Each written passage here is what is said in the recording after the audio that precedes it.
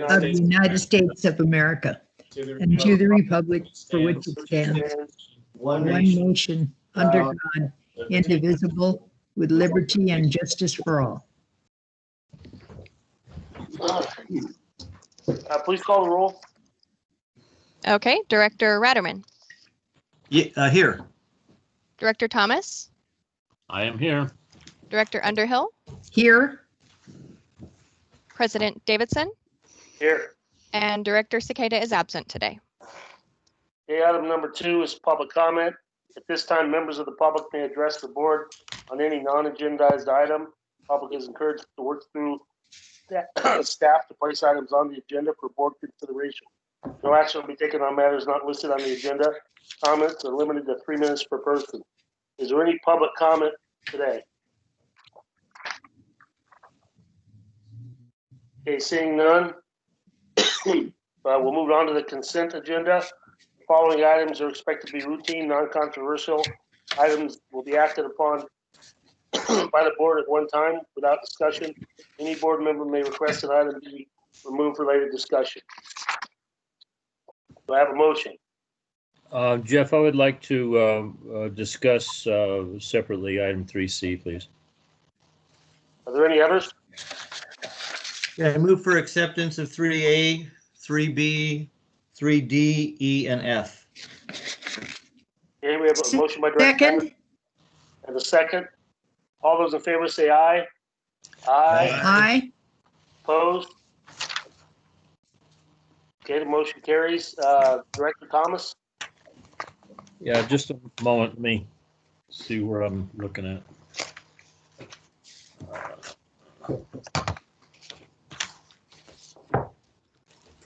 Okay, on page 10, there's some checks to Lee and Rowe.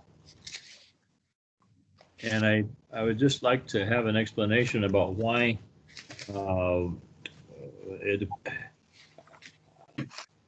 I can't understand why we've got 2 listings for $18,806.19. The next one's $18,806.20. And then same, well, it's a different time period, but we've got 2 checks for an identical amount. Well, I just, it looks odd. Maybe it's normal, but can somebody explain it? Yeah, let me look at that real quick. Page 10 said? What was that, Jeff? What page were you on? 10. On page 10, the payee is Lee and Rowe Inc. I got it.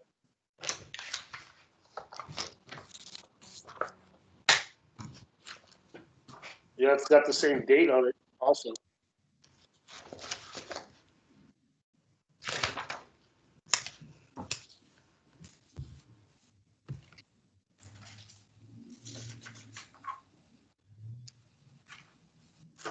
Is Rebecca with us? It's kind of weird. Also has the same check number for the same date has the same check number. Sorry. Okay, I have an answer there. It's because we split the invoices that we're getting from Lee and Rowe between 2 different projects. They're split 50-50 roughly. What projects are they working on? Michael, do you want to answer that? The only one I'm aware of is the design for the lift station upgrades and force main upgrades in copper. I don't know why they would be split between 2 different projects. They are designated as 2 different projects within the CIP. That's right. Yeah, lift station 6, 8, and 15 rehab, and then the force main relocation project.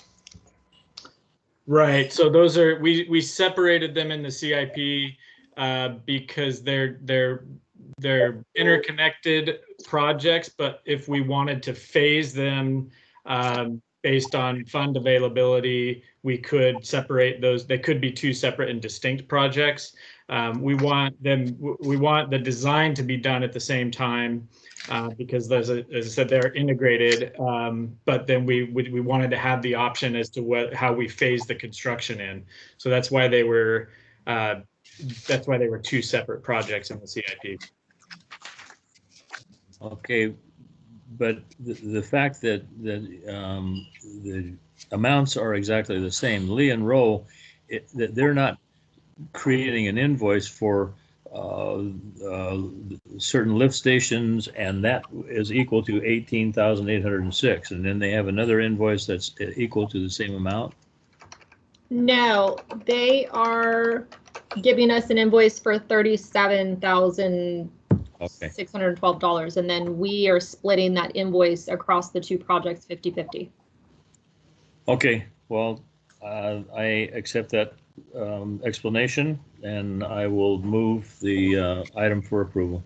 And last point on that real quick is they are in the final stages of design. We are anticipating final design. We've already provided comments on 90% design. We're anticipating final design, I believe, the first week in February or sometime early February. I'll second the motion. Okay, we have a motion and a second. All those in favor say aye. Aye. Opposed? Motion carries. Okay, we'll move on to item 4A. Discussion action regarding appointment of board committees and election of members to the Joint Power Authority. Rebecca, I meant to email you that I supported that the slate that you sent me. I apologize for that. Basically, it's unchanged.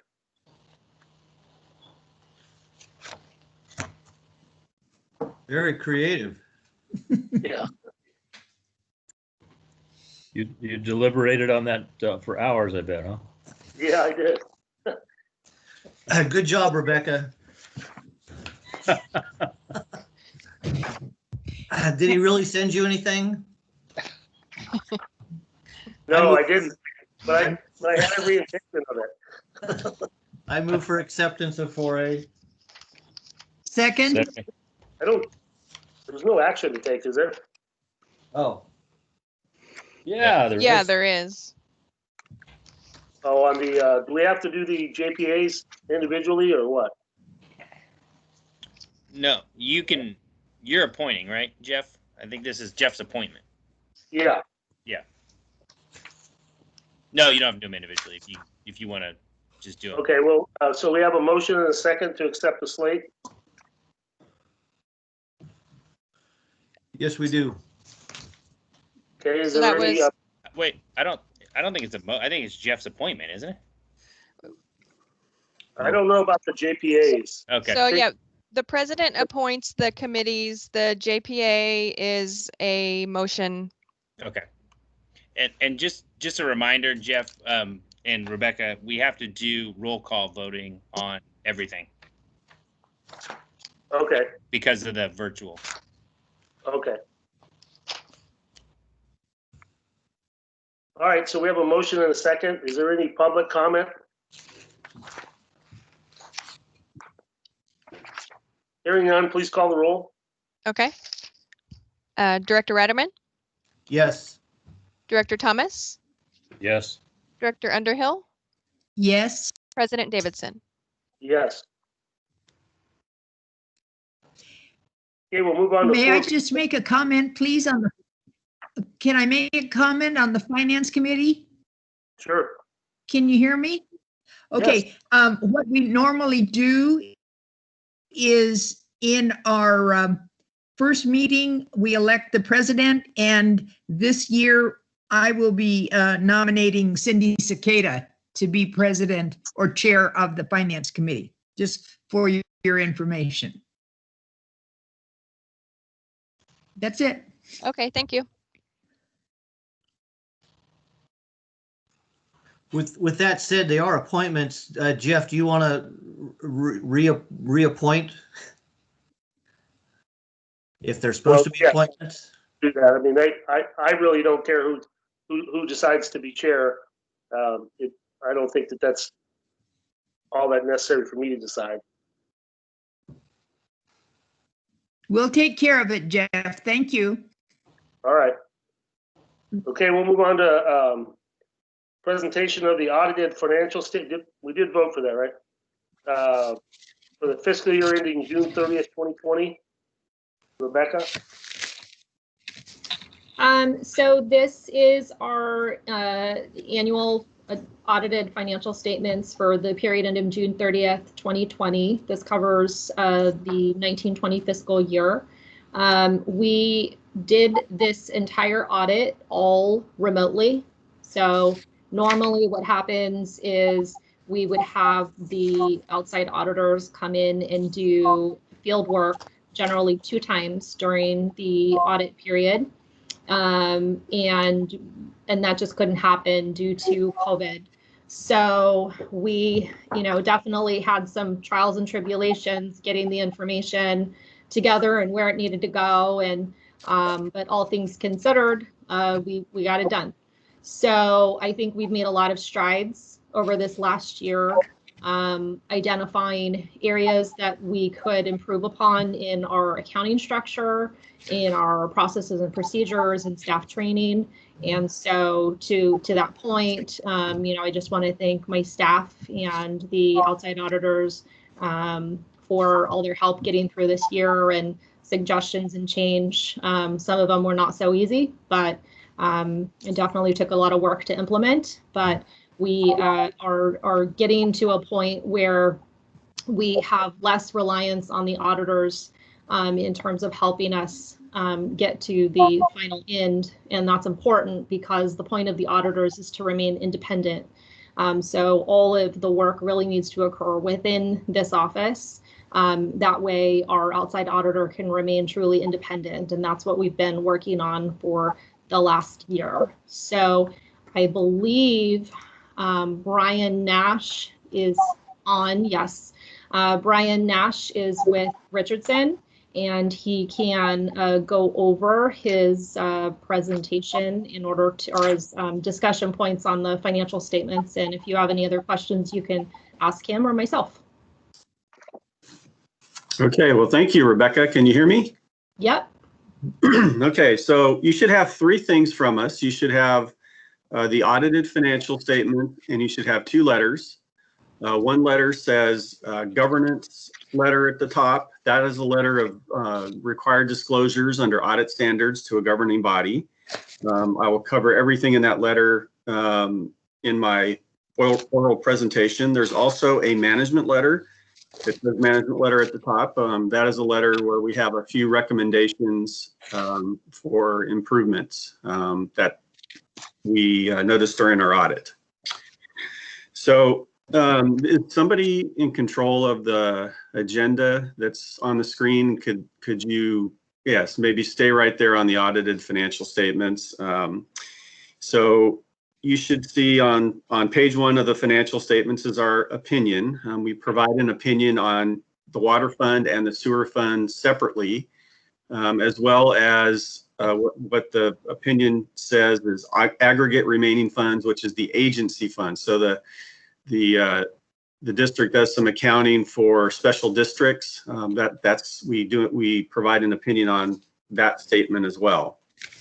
Our financial statements do have clean opinions, nothing unusual, no modifications of our opinion. There's also a compliance report that we issue under government auditing standards. It's in the back of the financial statements. That report is clean, no findings in it. So everything turned out well. The management letter that I recommended, those are just considered to be kind of housekeeping items, nothing significant. If it was a significant issue, we'd call it a deficiency. So we don't have any deficiencies, no findings in our compliance report.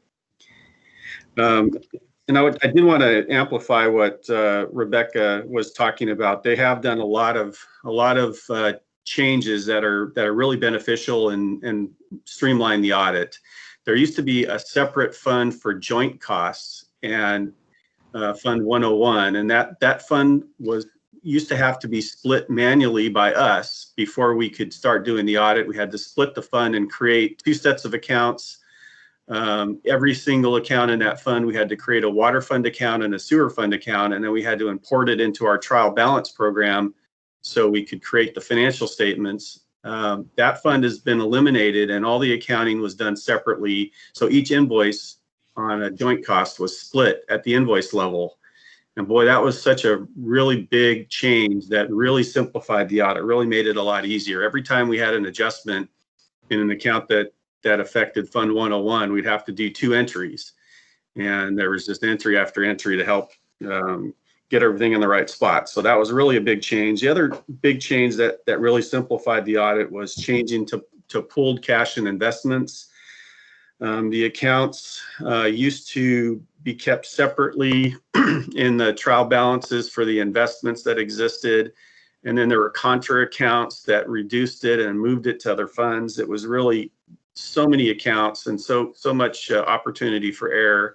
That has all been simplified. There's just an account in every fund now, and it's really much simpler and reduces the risk of error. So really some good improvements there. And I know there's also been some good improvements in training of staff. They know they're not just segregated into knowing their own little piece of the pie. They're learning the other pieces of the puzzle to know how to do the financial statement. So some really good changes that are occurring. So I'm going to start with a few required disclosures. There was nothing unusual that occurred during this audit, such as changes in the scope of the audit or difficulties or disagreements with management. None of those things occurred this year. I'm going to walk through some of the major changes in the financial statements now. So if you could turn to page 3, I just wanted to mention, if you didn't have a lot of time to look at the financial statements, there's what's called Management's Discussion and Analysis. That's the first page of it there. If you continue on, there's simplified summarized tables. If you go down a couple of pages, one more page, you'll see some tables in there where it summarizes kind of the big picture areas, and it goes through the changes in all of those areas. So if you didn't have a lot of time to look at the financial statement, that's kind of a good executive summary, good place to start. Now I'm going to cover some of the big changes that are mentioned in the MD&A. So now if you'll go past the MD&A and go to page 14 and 15, that's the balance sheet. One of the things, I don't know, there are some new board members, is that right? No. Everybody's really so far? Okay. So, one of the things that existed when we first became your auditors is the sewer fund was running at a deficit and borrowing from the water fund. There is a loan, an interfund loan between the two funds. You'll see it down there. You'll see a loan under other non-current assets, $994,000. There was a loan payment that was built into your rate study in 2018. It was supposed to be $125,000. That was delayed. You'll see there at the top of the sewer fund, it does have positive cash and cash equivalents. That number was it's $272,000. That number was negative when we became your auditor, so it's improved a little bit, but that payment wasn't made of $125,000, so it's showing a little higher than it really is. So that fund still isn't particularly healthy. You have a lot of restricted funds coming in. You'll see under restricted cash and investments, there's $8 million, almost $9 million. Those are the R&R and expansion fees that are restricted for specific projects. So as far as your operating revenues and cash, it's pretty thin. So it's not quite healthy yet. The rate study, I know, had some changes that were expected to be able to provide enough resources to pay back that loan to the water fund. The water fund money is restricted money under your rate setting process, so it should be paid back with interest. That loan agreement that was made had that in it, so it was going to be paid back with interest. That first payment hasn't, or that second payment wasn't made though. So, there's a lot of unusual or unexpected expenses that fund really would have to, for operations, that fund would have to either borrow its own restricted money or it would have to borrow from the water fund. So it's not particularly healthy yet. Hopefully with the rate study, if the increases are approved as they are in that rate study, it should help. Okay, you'll see there's a accounts receivable line that's pretty large in the water fund. There's a $2.5 million PG&E, the Butte fire settlement is in that number. That's why it's so large. That was something that I think it was received slightly after year end in July of 2020. It was considered contingent revenue until the settlement occurred. So we went ahead and accrued that because we knew it was going to be received. So the restricted assets, you'll see they're up a little bit, 596,000. So they're coming in faster than you're spending it. So pretty good development activity that generated those. If you look at the capital assets, increased quite a bit. There's a couple of big projects, as you know, the Ebbets Pass Techite project and the Ebbet Pass Reach 1 project were the main generators of those changes in capital assets. And you'll see there's a public financing authority column there. That column is going to be going away after this year. Rebecca checked with the USDA. That fund was set up when the USDA loan occurred. And they required it at first when they were tracking the expenses. So that fund really was just used for debt payments last year. And so the water fund was making those debt payments. So that fund has been closed out into the water fund. So if you look on the income statement, there's a transfer between the water fund and the Public Finance Authority fund that closed that fund out and it won't be shown anymore. You'll see the pension liability decreased quite a bit. If you go to the next page, it decreased about $4.9 million. That was because of the 2019 pension debt proceeds were finally reflected by CalPERS. The way that they compute their liability, they're behind a year. So in the 2019 financial statement, they were basing their calculations on the June 2018 numbers. And so that 19 payment wasn't reflected. So now the 2020 column is computed based on the end of the year 2019. So that payment was reflected. So that finally got reflected in the liability. And that was about $5 million in total, $5.5 million in total. The OPEB liability was flat. So good news, no major changes or increases in that number. You'll see there at the bottom, there's an unrestricted net position. I always pause and just talk about that one. You'll see the sewer funds has a deficit of $3.9 million. It's down just a little bit. It was a little over 4 million in the prior year. You'll see the water fund has unrestricted net position of about 5.3 million. We always talk about the GFOA recommendation for unrestricted net position. They recommended GFOA is the Government Finance Officers Association. So all the finance people of all the governments get together in that association. They come out with recommendations and policy recommendations. They say you should have at least 3 months of resources on hand to cover unexpected changes, and that represents, if you look at the income statement, the operating expenses, if you don't include depreciation, that's about 4.75 months. So a little bit over that amount, and that's not unreasonable. So 4.75 months is kind of a good place to be. It's not too much and it's not too little. So kind of a good place. And if you go to the income statement, page 16, you'll see there's a number, loss income before capital contributions and transfers. You'll see both of those numbers are negative. So before the capital contributions, which are the expansion fees and R&R fees, both funds are running at a deficit. It shows net income after accounting for all of the capital fees. And you'll also see the PG&E settlement down there under special item, that $2.5 million that came in. You'll also see there's a transfer in and out between the Public Finance Authority Fund and the Water Fund. So the debt was in the Public Financing Authority Fund and it got moved to the Water Fund. So the way to show that liability being moved is to show a transfer coming into the Public Financing Authority to make it go away and make the net position of that fund go away, and it went into the Water Fund. So that's what that $2.5 million transfer number is. It's just to close out that Public Financing Authority Fund.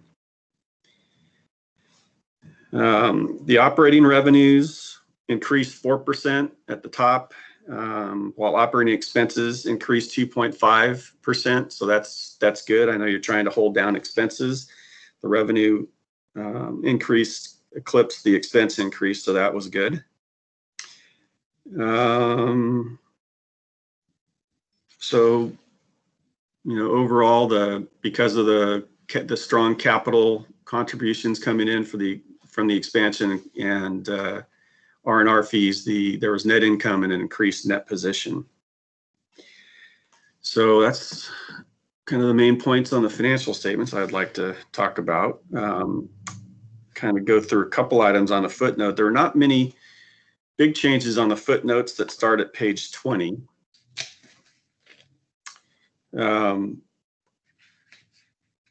If you kind of move forward, there's the agency funds for all of those special districts that you account for.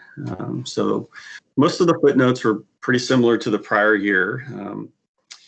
The first big change, if you keep scrolling down to page 29 and 30,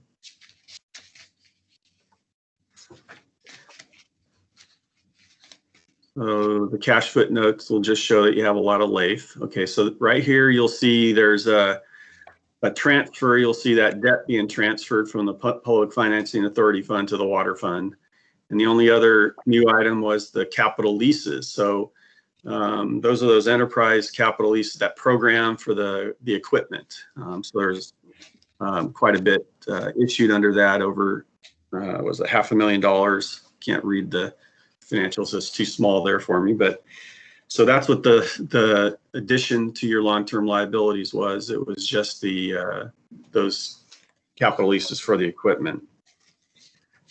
And if you go to the next page, there's a new footnote at the bottom of the next page that discusses that lease program. So the Enterprise Fleet Management Lease Program. So there was not a whole lot of other new information in the financial statements. Everything was kind of static. We did put a footnote about the COVID situation in the contingency footnote, just saying we don't know what's going to happen. It's been nice to hear that most of our clients haven't had a major impact from the COVID. There's really only one of our clients that had a decrease in revenue collections from the COVID situation. I think when we did the audit, the district was doing fairly well. Didn't have a huge impact from the COVID situation, but that's still the case now. If you scroll through, you'll see that if you keep going forward, there's a pension and OPEB footnote. I'm not going to get into detail of that. So there's the pension plan footnote starting. There's page after page showing the assumptions that were made.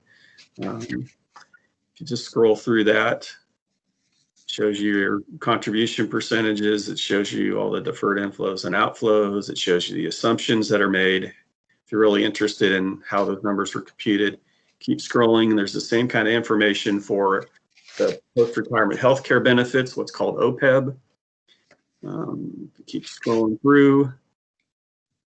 I did want to stop on page 43 once we get through the footnotes, because it shows trend information for those two plans. So if you stop there, it's a little bit hard to see, but there's a line at the top, there's a table, and this table eventually will show 10 years of trend information. The important percentage there, the last percentage in the top table, it shows 88% funded. So the pension plan is 88% funded at June 30, 19, when this when the numbers were computed by CalPERS.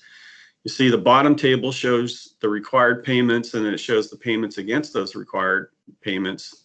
And you'll see that there's a negative on the second column. That's the 2.5 million that was paid in 19. That was in excess of what you're required to pay. That was from the bond proceeds.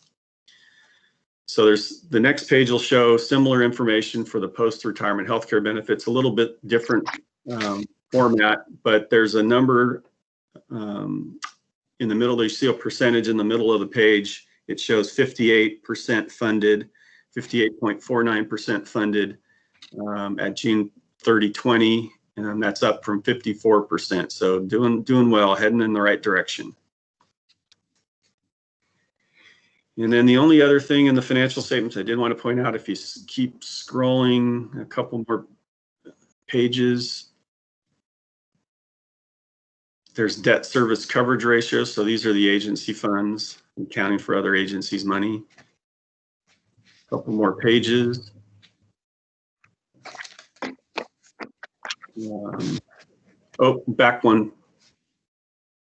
Back up one page.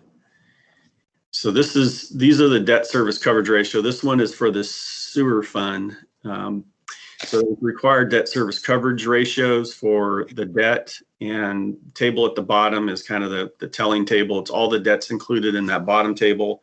It shows you're doing really well. The sewer fund is 387%.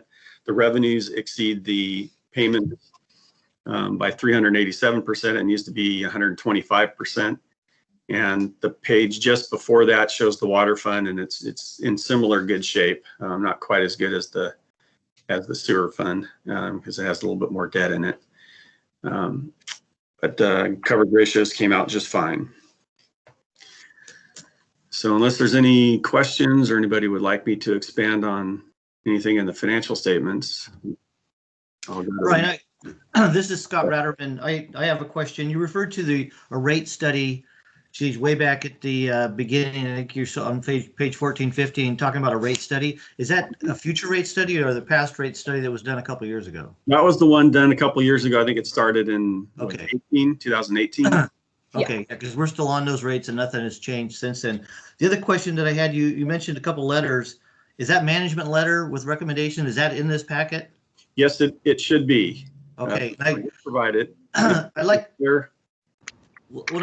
to go, if you would go over every year, it seems like there's recommendations, and some of them we can comply with, but because of the size of the district and the different departments and different people doing different things, some of the things that have been recommended in the past, we just can't do. But I wanted to go over what you're seeing this year. Sure. And what you're recommending going forward. Okay, so this is the last page of the financial statements. This is the compliance report that said there's no deficiencies to report in this one. Hopefully the management letters that follow the financials, is it a couple pages farther? I didn't see it. Is it not in the package? No, neither one of the letters that I think the two letters that you referenced at the outset, I don't think they're in here. Oh, they're not in there. Let me track where those went.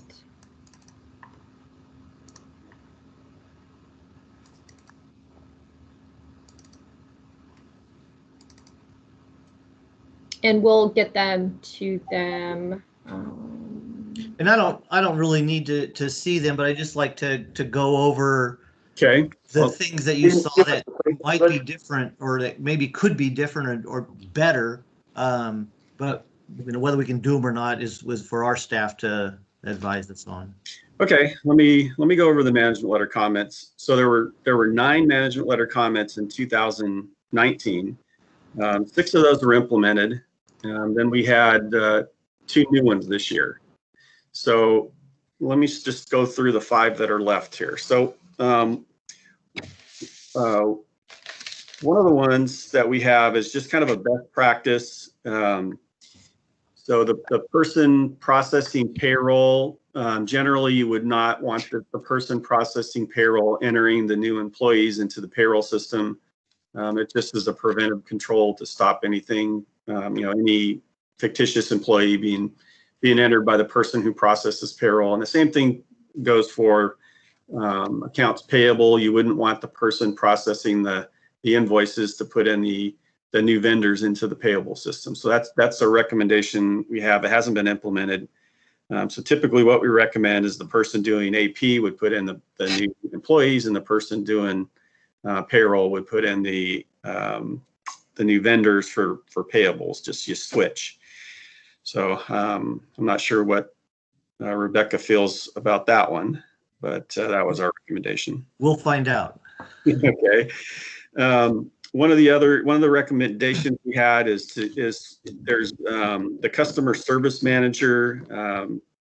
We recommended that they produce a system report showing all the active accounts that are in the system versus billed. You might find some accounts for people that are no longer there. So basically, who are you billing versus who do you have in your system, and let's compare them and clean it up. So if there's any that shouldn't be there, take care of those, get rid of them, make sure you're not missing anybody. So that's something that we recommend you do kind of periodically. So the new one this year, we did a sample of consultants, and we checked a number of different things. We checked whether there was an approved contract, whether the invoices were approved by a department head or designee. We checked the PO to make sure that the amount that was spent was according to the PO, and that the PO was according to the budget that was approved. We looked at budget overruns. If there's any amount that was over the limit, was it approved properly according to the approval requirements? Was it under the general manager's approval limit, or did it need to go to the board? We checked to make sure that the work that was performed was consistent with the contract. And so those are the things we looked at, and we found there was one contract that apparently was stale. It's kind of a recurring contract. It was FGL Environmental. We asked for the current contract, and it apparently wasn't refreshed. So we let management know about that one. There was also a consultant for, what was it for? Consultant for, I guess, construction. Consultant, KASL Consulting, where the rate that was in the contract that was provided to us was, there's rates being charged that were different than the rates in the contract provided to us.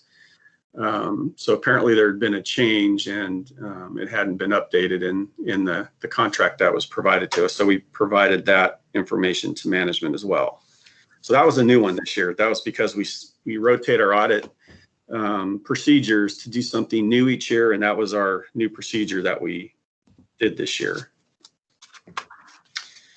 Well, thank you. Hey, and Michael and Rebecca, I don't know that we need to do that today without any preparation, but could we go over those items at a future meeting? And I mean, just to make this audit worth some. I mean, I know it's worth a lot to the district, and especially the financial gurus that are looking at the details. But those recommendations that some outside person comes in and says, hey, we might start doing these things different. It would be, could we have a follow up at maybe our next meeting, a short follow-up on those? Absolutely. Yeah, I think what I can do is just take that management letter and then respond with action items or responses on what we have done or what we will be doing. Or what you can't do or disagree with, whatever. Yeah, just to address each of the items, I think is a good, just a good exercise. There's a couple more to go here to talk about, but all that discussion is important. Usually that's what happens is the management will list out the finding and then or the recommendation and then how they addressed it. I can send you the Word version of this so you don't have to retype it all, Rebecca, if you'd like. So there's a couple more. One is capital asset policy. Apparently there's a capital asset policy that defines lives. Let's see, you don't have one that defined the standard lives. And then we recommended discussing what is a maintenance project that should be expensed or a betterment that should be capitalized. Throw the criteria in there. We had another one that just kind of was new this year, related to how the debt was accounted for. There's been a lot of good changes, and I'm greedy for more. So we added a recommendation to change some of the accounting for debt, making sure that some of the entries we have to post during the audit are posted. Some of the backup schedules are changed, so they're a little bit easier to use for financial reporting. My staff left out the 5-year, so we're supposed to show future debt payments in the next 5 years separately, and then in 5-year increments. Well, my staff forgot to update that, and I went in and I was going to update it myself, and the schedules really weren't conducive for me to even figure it out. I had to change the schedules by going back to the original debt agreements and the bonds to be able to do that. Right. That's just some cleanup there, basically. Like I said, management's done a really good job of improving the record, so it's easier to do the audit. So this is just asking for more. And then we also recommended documenting procedures that are performed. So this is basically, how a step-by-step process of how you account for different transactions. You have a long-term accountant 3 that has a lot of knowledge about how everything works. Rebecca's kind of up to speed now too, after being there a couple of years. But document that, so if you have any turnover, there's something to follow that's documented that shows how procedures are processed. There's been really good progress made there, but there are still a couple of areas, payables and wire or bank transfer procedures that had not been documented. So that's all we had in the management letter. And there's just a couple more required disclosures. What's estimated in the financial statements, the fair value of the investments, which is LAIF. There's the allowance for uncollectible receivables is an estimate. So you have quite a few receivables from your customers. What are you not going to collect based on your history? That's an estimate. Determination of qualifying expenses used as the basis of grants receivable. So the grantor could disagree with the expenses that are billed if they do an audit after the fact. So that's considered to be an estimate. The lives used for depreciation of capital assets, and then the OPEB liability, the post-retirement healthcare benefit liability, and the pension liability. Those are estimates based on actuarial valuations. And we had 17 adjustments and closing entries during this audit. That's really much improved. We were over 30 a couple years ago. So there's really been a lot of good improvement. We're always greedy for more, so I still have recommendations, but really there's been a lot of good improvement. And that's all I had. Jeff, I have a question for Brian. Go ahead. Okay, returning to your comments about the Castle billing a different rate for work than was in the contract. I suppose there is a possibility that there had been an addendum to the contract, but just for the sake of discussion, if it can be determined that they were billing in excess of what was an approved rate, is somebody going to write them a letter saying they owe us money? Oh, okay. The issue had to do with within the contract. Generally, consulting contracts, they will list out the classification of the technical resources that are going to be used in performing the scope of work under the contract. And so they will, list off, all the way to the highest level of technical resource down to clerical staff. And there were positions that were not identified in the draft or in the final approved contract that the district and Castle were working off of. So when they were billing, they might include some support staff at a particular hourly rate that is not necessarily at the highest level of what was included in the contract, but it just wasn't included in the contract. Does that make sense? Yeah, let me make a comment on that. As you know, we're a professional service provider. We have contracts. Sometimes our client require us to use certain classifications when we bid, and we always use the classifications in our contract. We don't change those. So, that I think that would be something that you would want to make clear to your contractors. Like you put all your classifications in the contract. If you don't do that, you should bill your staff at one of the levels in the contract, and I would say the next lower level. Right. So we did have internal conversations about the fact that had happened. So generally where that should get identified is in the invoice review. Invoice review, which would be at the project management level, or whatever department is basically managing that respective work effort, should really identify and verify that the charges on the invoice tie to the contract, because that's what we're supposed to be following.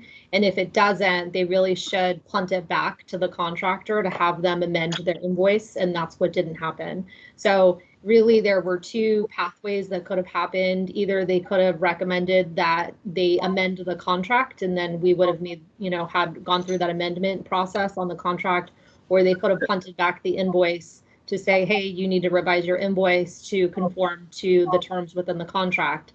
And neither one of those items happened.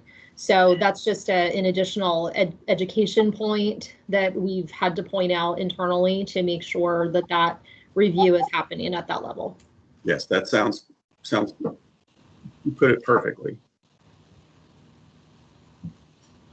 All right. We had an engineering committee meeting yesterday where my attention was drawn to the fact that Castle was paid $531,000 consulting on that Reach One project. So I guess I have in intensified sensitivity. So yes. Yeah. Okay. Thank you for that explanation. I have a question of Rebecca. Or Bertha, do you have a question? Yes, I wanted to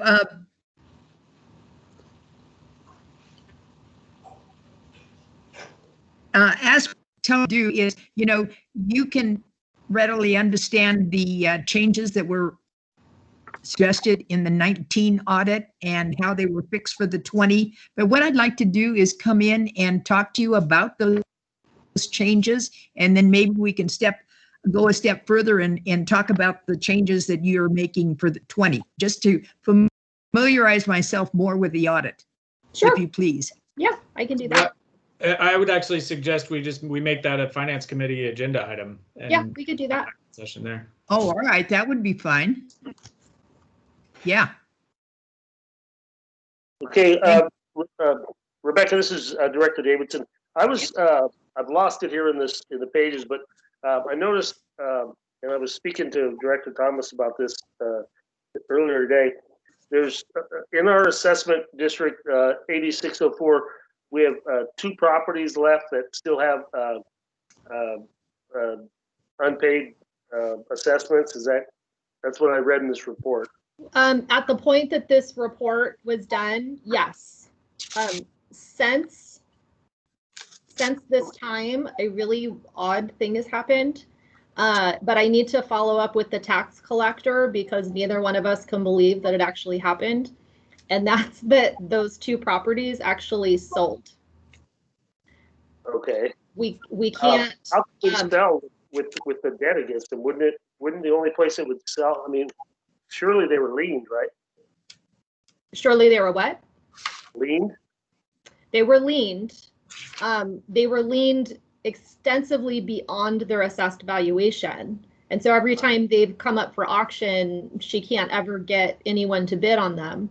So it's quite odd. They paid not the full amount, but pretty close to it. So she needed to identify if someone made an error or if they were going to back out or if it was really happening. So I need to follow back up with her. If everything ended up closing, then those two properties would be paid.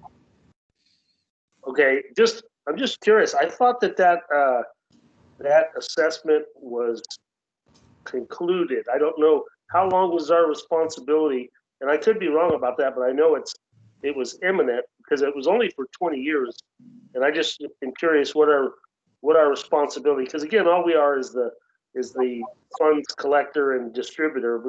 We don't, the money doesn't go to us. It eventually goes to the whatever bondholders Right. might still be out there. But how much longer is that assessment active, and how long does our responsibility go? Well, it really was stuck with the tax collector because it just sits there. And so she's actively, over the last probably 5 years, been trying to get it off of the tax roll. But in order to get it off of the tax roll, we would have had to get involved again, meaning we would have had to reach back out to the bond trustee and the bond holders and have them agree to a negotiation of just accepting whatever she could possibly get, which would basically be meaning, discharge the bulk of what was out there. So that was the step that I was going to be taking. And then she told me that they sold. So our involvement was really over, other than the fact that she needed to get them off the books. And since we were the ones that had sent that information over to the tax collector, it was held on her. So now that they've theoretically both sold, it resolves itself, but we need to identify with her if in fact they're truly closing those escrows. Okay. Jeff, could you update me on that? Yep. Thank you. Is there anything else on the audit report from the board?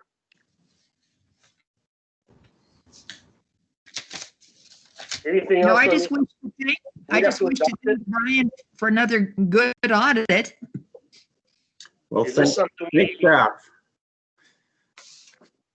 The audit really went well this year, and you can thank your staff for that.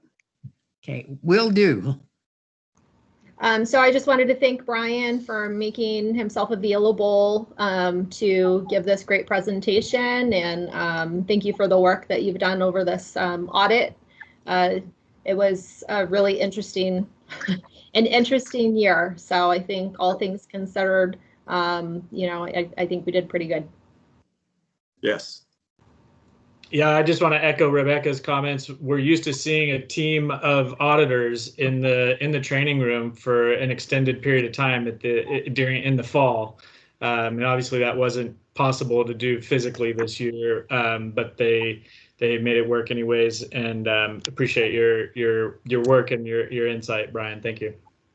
You're welcome. Okay, so all we're doing here is accepting this, or is there any action required? No action required. Nope. Are you sure? Yeah, it's just a requirement for you to receive it. Okay.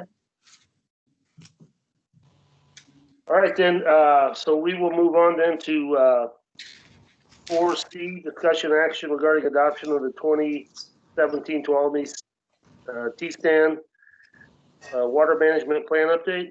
Brad?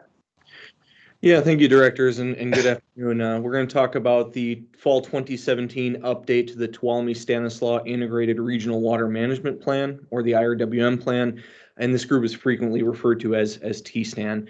For reference, attachment A includes a map of the member agencies of the T-Stan group, which covers part of Calaveras County as well as a majority of Tuolumne County, and I believe even some of neighboring counties, but within the Sierra Nevada region.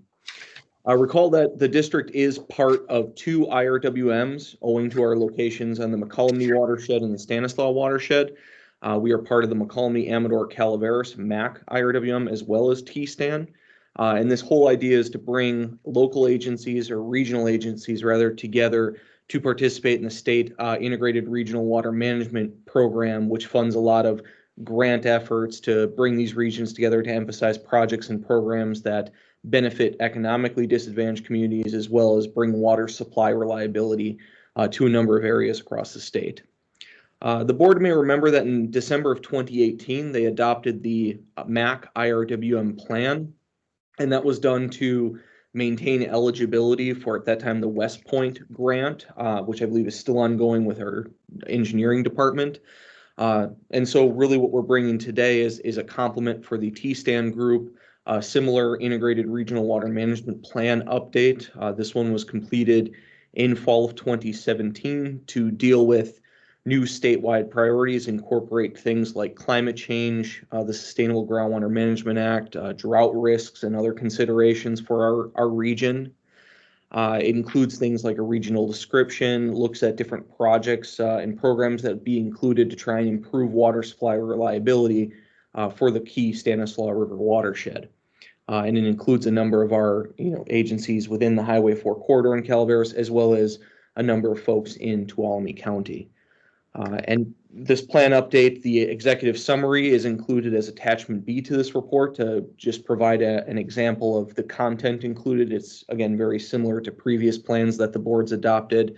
Again, just helping us maintain our eligibility for upcoming grant programs, in particular the Prop 1 rounds, the implementation rounds that are coming up, so that we can incorporate our projects and programs into this plan and be ready for that upcoming grant funding. A link is also provided in this attachment to the full plan for those who are interested.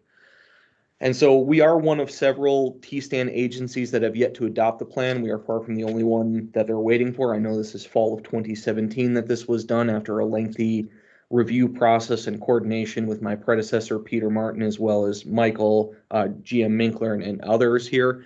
And so I think we just need to adopt now that we're preparing for or rather we are recommending, that we would adopt just to prepare for upcoming Prop 1 implementation round funding. And a draft adoption is provided as attachment C in this report. So with that, I can answer any questions that the board may have. Does the board have any questions? Yes, Jeff, this is Russ. If you can scroll back to the map of the TSTAN area. Okay. I have to confess that either I haven't seen this map before or I didn't understand it. Election fraud, illegal voting, unlawfully assisting people voting by mail, and unlawfully possessing an official ballot. Arrested earlier, Texas Attorney General Ken Paxton announced the arrest of Rachel Rodriguez, saying the crimes were exposed in a Project Veritas video. Sorry about that. Okay. Multitasking. Yeah, I guess. Not well. So, sounded like to me somebody was trying to overturn the District 5 vote.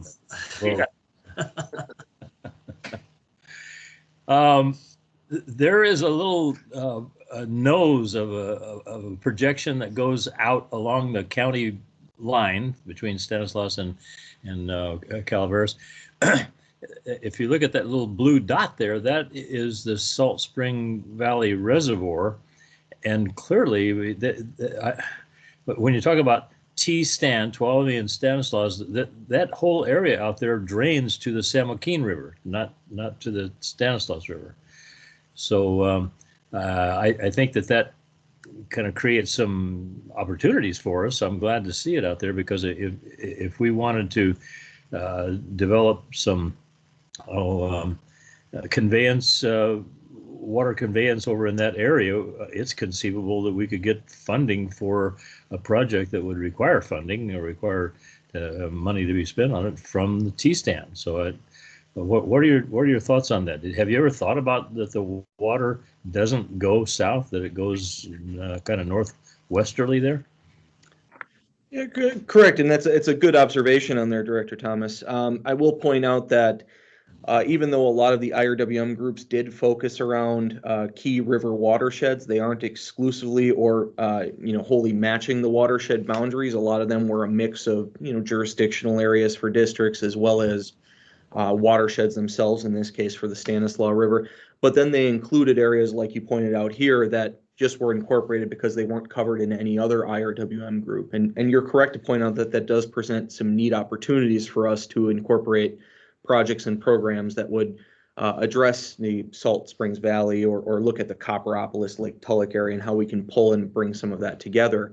I will point out that, again, owing to the fact that CCWD is part of both the MAC and TSTAN, that in and of itself presents some really interesting opportunities for us to bridge IRWM groups and bring them together when we apply for grants. The state would love the idea of two IRWM groups coming together within a region to apply for certain projects and programs. And so there's ways we can use our unique advantage there, so to speak, even in those regards. But yeah, we certainly should use this as a way to think about unique projects, programs, things we can do all across this Highway 4 area and this Salt Springs Valley area of Calaveras to try and, satisfy some of the needs we have from a water supply standpoint and reliability standpoint, for sure.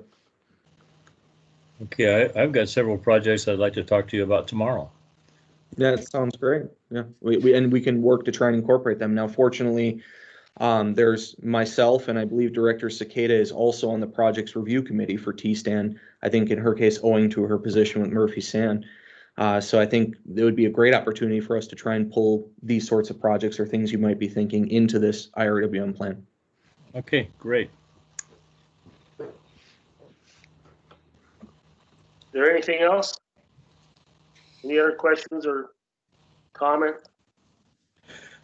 If there are no additional comments, I'd like to move the item, please. Go ahead. Okay, I move that we adopt the 2017 Tuolumne Stanislaus Integrated Regional Water Management Plan update. Can I second, please? Okay, we have a motion and a second. Is there any public comment regarding the item? Hearing none, please call the roll. Okay, Director Ratterman, Yes. Director Thomas, Yes. Director Underhill, Yes. President Davidson. Yes. And I want to go back to that, our last agenda item on the audited financial statements. I mean, we do have a recommended action on that. Yeah, you're right. It is a minute entry to accept and receive the document. So can we go back to that? Or how do we handle that? You're in charge. Yeah, you can go back to it, Jeff. Okay, well, I'd just like to go back to that, and then can I get a motion to receive and file the audited financial statements? So moved. We have a motion by Director Underhill. Seconded.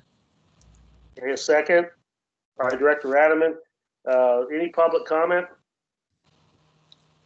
Please call the roll.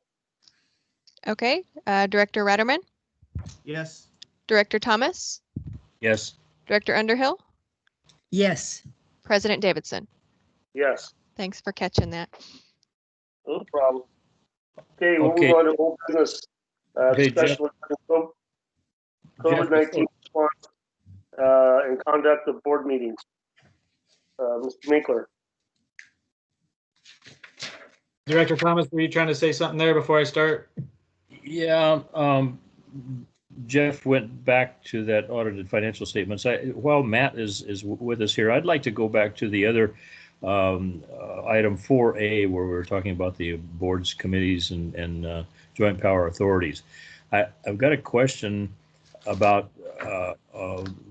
Mountain Counties Water Resources Association. All board members can attend those meetings.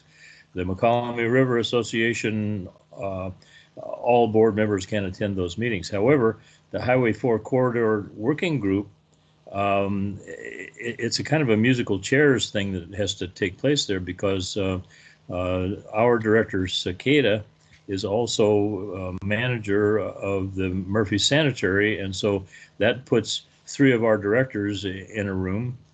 And I just wonder what differentiates that group from these other 2 that we all could attend the meetings. I think it's just an unfortunate circumstance that Cindy occupies that chair day after day, and then when they have a meeting in their office, three of us are there. But explain why it's different. So Matt, I could take a stab at that if you want real quick, and then correct me if I'm wrong about anything, but I think I'm more familiar with those entities. The main difference is, especially for mountain counties events, you're at an event where it's like an educational event, and the board is there to kind of participate in an educational event like an aqua conference. The Moke River Association, I think I would have concerns about a quorum of the board participating, and with Highway 4 working group even more so. It's a small group talking about items that could come before the board, CCWD board business potentially, and so a quorum of our board participating in those group discussions, I think, was the concern that we had with that organization. But Matt, feel free to chime in there. Yeah, and it's my understanding there's no agenda on the Highway 4, no publicly noticed meeting. Is that correct? No, it's not a Brown Act agendized item or entity. Yeah, you can't. That's why. That's also another reason why. Well, Mountain Counties isn't subject to the Brown Act, and neither is MRA. And I thought that was the reason why all of us were involved in there from previous discussions on this subject. I'm a member. I'm on the board at Mountain Counties. We're not subject to the Brown Act. Right. And are you saying that the Highway 4 corridor is subject or not? No, if all the board members appeared, it would have to be noticed as a public meeting. Right. Right. Okay. So, but in MRA, it's more of a. There's not a board, and that's not, or there is a board. I guess they do have a board, but they're not subject to the Brown Act for some reason, and neither is Mountain Counties. And neither of those are public agencies that are convening, notice public meetings, so they're not subject to the Brown Act. But if a quorum of our board were to attend an MRA or a Highway 4 meeting, that's when it could trigger Brown Act notice requirements and an agenda. It could, but it's more of a behavior of what takes place at the meeting. If I'm understanding the Brown Act correctly, it's not a good perception. But if no discussions among our board takes place, we'd all sit at the same table and talk about a future or past agenda item. It's more of a behavior at those meetings. I mean, we could even ride in the same car together as long as we behaved ourselves. It doesn't look good though. It's similar to Aqua. Right. Right. That's the best way. Okay, we'll get clarification for that another time. Okay. Let's move on now to the discussion regarding the COVID-19 response and conduct of board meetings. Okay, so I want to give the board just an update on our COVID response, and then we can talk about how we're doing board meetings going forward. And in general, over the last couple of months, as the pandemic has worsened, so has the impact on CCWD. Up until I think it was the first week in November, I think it was the first week in November. No CCWD employee had tested positive for COVID, and we had only a few instances of potential exposures.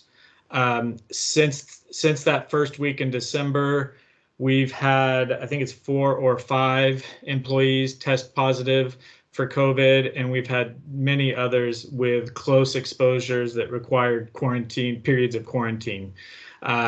So fortunately, knock on wood and thank goodness, all of our employees that have tested positive have had relatively mild symptoms, and with one exception, they're back at work already. We've become, I think, very accustomed to or familiar with the CDPH and CDC guidelines on how we handle those quarantine periods and the isolation periods, and determining when our employees are eligible to return to work. And I think we have a good process that we've put into practice many times now, and I think we're we're handling it as the best we can, and also still trying to encourage our employees to take all of the recommended precautions so that we can not only limit any potential spread of the virus, but it's also critical. Keeping our distance from each other is critical, so that if somebody does get it, it reduces the number of people that are potentially quarantined after that. Because the determination we have to reach when we find out that somebody is COVID positive is which employees or other staff members they were in close contact with, and that close contact has a very specific definition of within 6 feet of that person for a cumulative total of 15 minutes within a 24-hour period. And regardless of whether either person or both were wearing masks or not. Once we reach that determination, we have to place those other staff members into quarantine. That obviously can have a very significant impact on our workforce and spreads our workforce really thin in some cases. So we're trying to minimize the number of people that are out as a result of close contacts. And the best way to do that is for everybody to stay at least 6 feet apart all the time. So that if you find out the next day that your coworker is COVID positive, you didn't have that close contact, and you're able to still come to work. So obviously, health and well-being of our employees is our highest priority, and so we've been in regular contact with public health agencies. The guidance changes pretty regularly, and we're trying to stay on top of that. And we're also in pretty regular contact with the union and making sure that we're responsive, we're communicating effectively and responsive to their concerns. Couple of other issues that are upcoming. I mean, one is, as Brian mentioned in the audit report, it hasn't been a huge impact to the district financially yet. We have had some expenditures, unanticipated expenditures as a result of it, and we're trying to recover as much of that as we can through the disaster declaration and the FEMA process. It's a slow, cumbersome process, but we'll recover what we can. We do have an increasing number of delinquencies. We're still prohibited from shutting anybody off or locking anybody off, but we have some now we have some delinquencies that are many months in arrears, and so we're working on how we're going to get those people on a path to getting back to current in good standing with the district, and that's going to be a challenge. And then we're also probably bringing back to the board at the next board meeting an item to extend COVID leave, and that would be it's a voluntary act by the district at this point. We're not mandated to provide the 80 hours of additional COVID leave that was included in the Family First Coronavirus Relief Act, but there's some very good reasons why we would want to consider doing that, including encouraging our employees when they have any symptoms at all, or when they're potentially exposed. We want them to stay home. And so providing that extra leave bank, there is some cost to the district potentially, but we think that is rather than putting employees in the position of having to decide whether they use their own PTO or come to work, we want to make that decision very easy for the employee to decide to stay home. And there's also and Stacy, feel free to jump in here, but OSHA has issued some new requirements making emergency paid sick leave available to people with COVID exposure. So in order to make sure we're complying with that, and we're providing the incentive for employees to stay home if they have any symptoms at all or any concerns at all. We'll be bringing that item back to the board. So that's about it, I think, as far as our COVID update goes. The question though that Director President Davidson wanted to bring to this board is whether we continue to conduct our meetings this way or not. And might turn it over to Matt if you want to chime in on where we're at in terms of the status of the state's restrictions on public meetings. So Calaveras County is still in the purple tier. I just checked this morning, which means basically all non-essential businesses are to remain closed, and there's supposed to be no gatherings. Obviously, we're able to operate because we are an essential business, and so we can bring people in. The issue would be we would have we'd have 5 of you in a room at a minimum that are all from different households, and I think that could be a violation of the order. There's an argument that could be made that you could qualify. I believe the county may be meeting. I think one of the other issues we have, I did check with some of our staff, is we don't have the ability to really stream like we do from our boardroom. So it would just be, if people were in the boardroom, they'd have to be on the phone, and everybody else would have to be online or calling in. And it makes it more difficult for the meeting. And then the question would be, if we have staff, I don't know if staff would be comfortable if we were asking them to come to the meeting, and if they're on the phone or whatever, it's a more difficult process. It's possible, I guess I would say, that you could put everybody in there and space them, but you wouldn't get anybody but the board probably in there, but you'd have technical difficulties doing it. And I know that it wouldn't be recommended based on where the county is currently at with the purple tier and the restrictions that the state issued. Well, the county's actually having supervisors in attendance at their meeting. Yeah, so they set up the plexiglass barriers in between each of the supervisors, and they spaced them out a little more than they normally are. And there's my understanding is I think maybe the clerk of the board is in the room with them as well, but all other staff. And we actually gave a presentation in a December supervisors meeting, and we weren't allowed to be in the room. We gave our presentation via the online system that they have. Yeah, so I don't think anybody else is in the room besides the 5 of them, or 6 people maybe.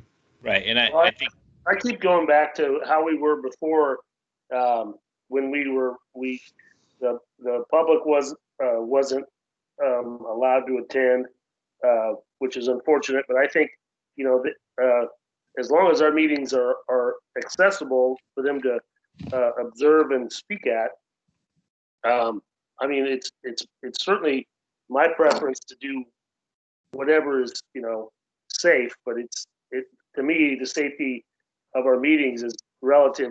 There's a lot going on out there in the world, and I find these meetings to be pretty ineffective. And I don't want to do this for 5 months like this.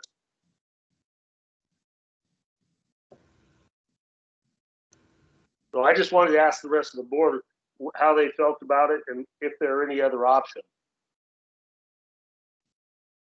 So my 2 cents before you could, if you were to do what the county does, I guess, but I don't know if the district has that capability. Well, actually, I know the district does not have that capability. So you can't. Well, we also don't have the attendance.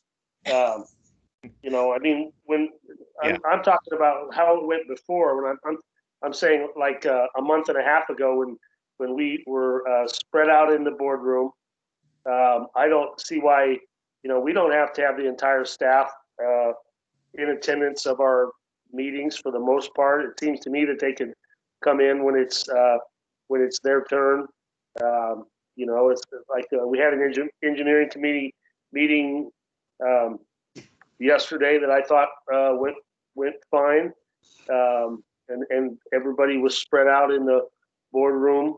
I don't know that everybody there needed to be in attendance yesterday, but the meeting, as far as I was concerned, went well. And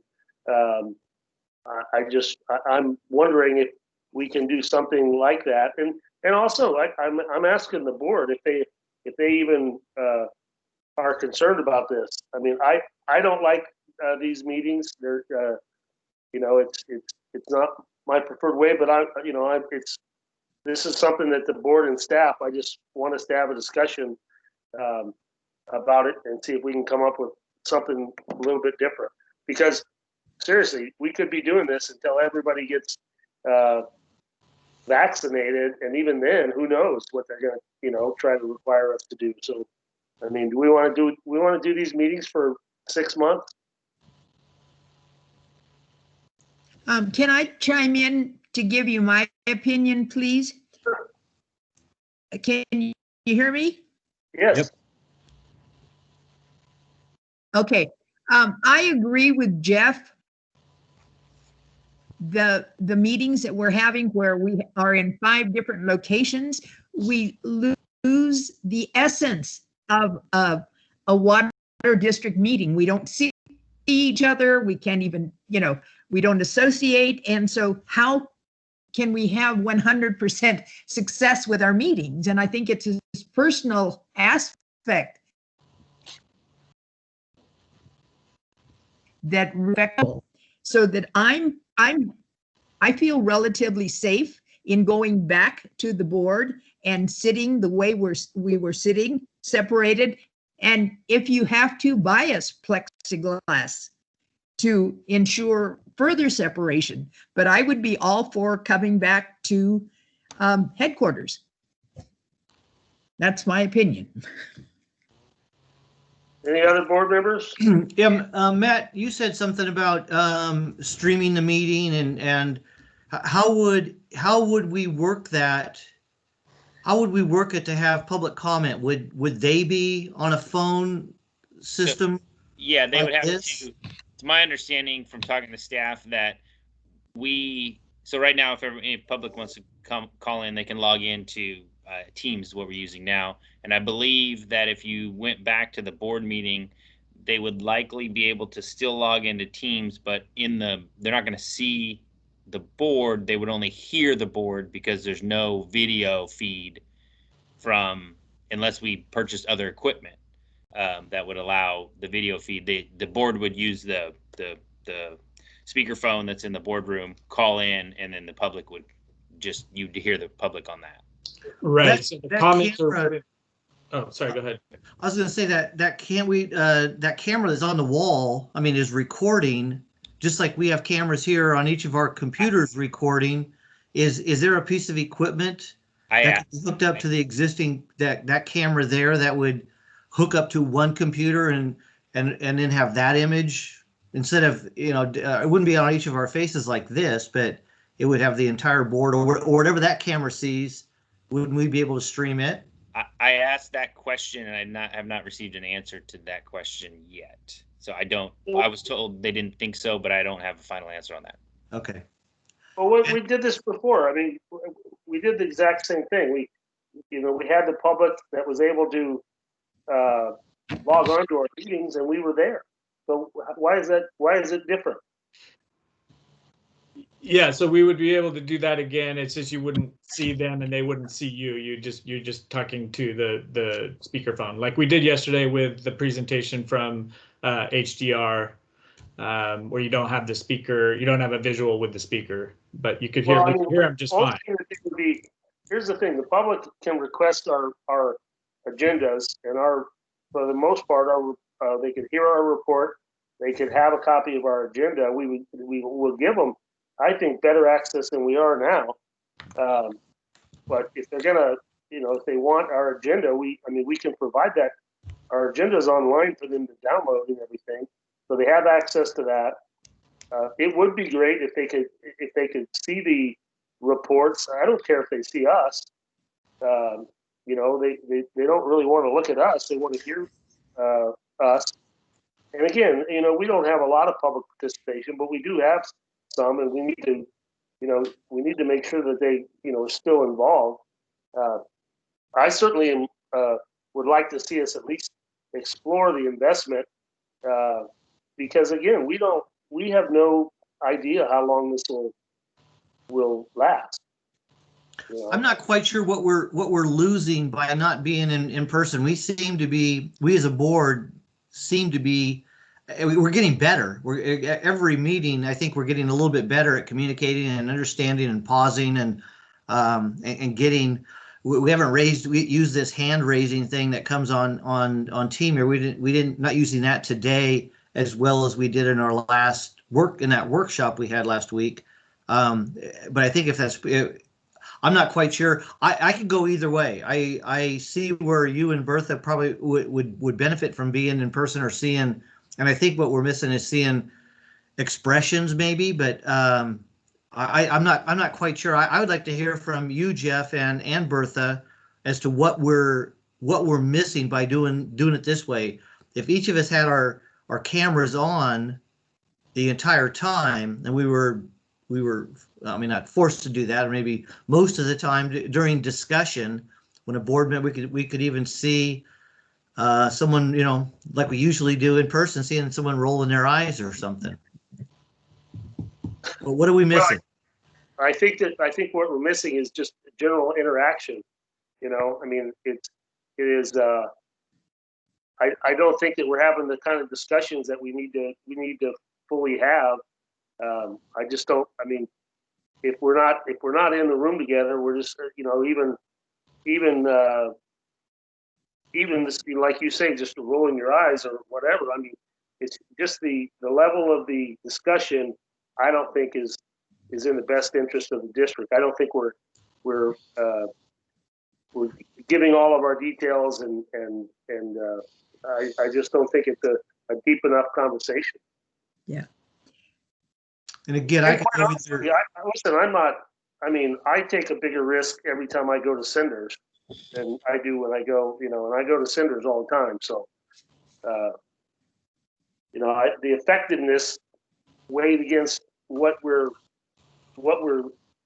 the threat. I just think that I don't know that the threat is that great. The one thing I do want to know is what the union is. Are they requesting something different than what we've been told, or do they not want to be in there, or what? As far as board meetings? Yeah, well, you mentioned that the union had some response on COVID, and I'm just wondering about what do they have? We have several staff members on. I mean, I'd like to know what if the union has chimed in on the board meetings or has not come up. No, so my comment on that was just that we've been in touch with them about how we're responding to implementing COVID precautions, quarantine, isolation, and, implementing all of those protocols. I don't believe I have heard anything from the union as far as the conduct of board meetings goes. We did have several staff members other than the management staff that are typically in board meetings. We had at the strategic planning special meeting several staff members attend on Friday, which I think maybe that I completely agree with you. There's definitely something lost sometimes when we're meeting online versus in person. But if there's silver linings, maybe one of them is that I don't know that those staff members would have participated in that strategic planning session if it wasn't that they were able to log in and watch it remotely. Well, so there's pros and cons there. Michael, before, in the last thing, people were, directors could come online, and they still can. If we have, at least, if the majority of the board wants to be there, and the other board members want to attend through one remote. of these. Yeah. Why is that different? I mean, I just think what we were doing before was working. We can do that. There's nothing, I think, we'll work with Matt and work with IT staff to see how we can improve things and make sure that we're not running afoul of any of the executive orders. My 2 cents is, I think, when we have tried to do, I think we have to have some sort of virtual access, like you said, the way we did before. And, so we can definitely accommodate that and try to improve how it was before.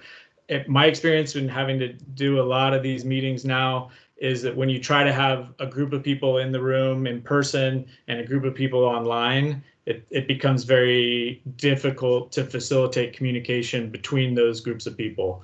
So if you have to have an online component, in a lot of cases, it's better that everybody is online. Because you don't have that separation of some people in the room together and some people online. But we can work with our IT team and see if there's ways that we can improve that communication. And I think ultimately what would have to happen, and we've kind of had some internal dialogue on this, is any board members that come into the board room, they would still have to be on the meeting platform, whatever that meeting platform is, in order to be successful for all the people that are on that meeting platform who are remotely logging into the meeting. Where we ran into issues is where it's that hybrid, where some people are here and some people are remote. There were audio problems.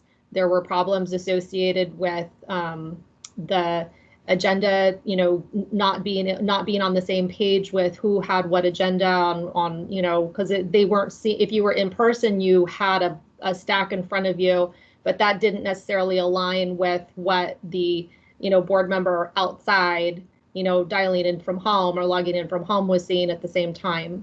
So I think it's going to be important that even if you're coming in and being present, you still basically would be sitting in front of a computer with a camera and a microphone, because that's the way that you make sure that everything is cohesive in the meeting overall. I have one more comment on this too, and I'd like to be able to do that, Rebecca, but our Wi-Fi, at least for my phone and my computer in that room, is terrible. And I don't know if it's the router that the district has, or if it's in the wrong part of the building, or it doesn't disperse it that far.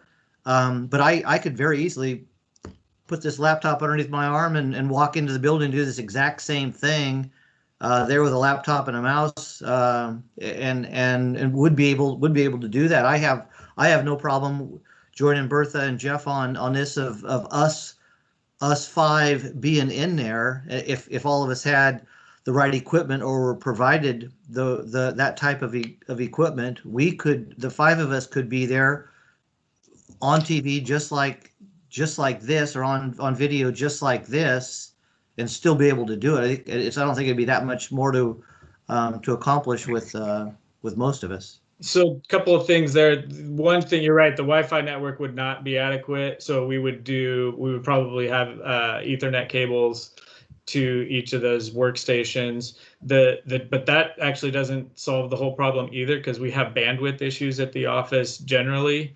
And what we have found is that, so if, for example, the reason I'm at home today, and some other staff members are at home today, is because if we have too many people in the office on a video meeting at the same time, it bogs down our internet connection, and customer service staff aren't able to operate the finance software the way they need to. It's a noticeable difference. We did a test one day where we were all management staff meeting, and we all turned our video screens off, and customer service was able to able to start their work again, basically, because there was the video was taking up too much bandwidth.